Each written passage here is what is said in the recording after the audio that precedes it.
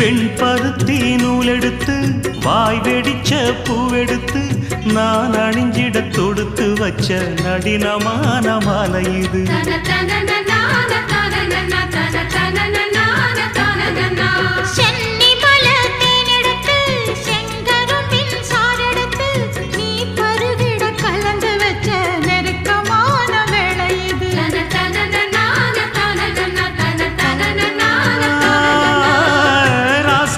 உடம்பிருக்கும் ரவிக்க துணி நானாக அன்னாடம் சூடி கொண்ட ஆசை வச்சாகாதா.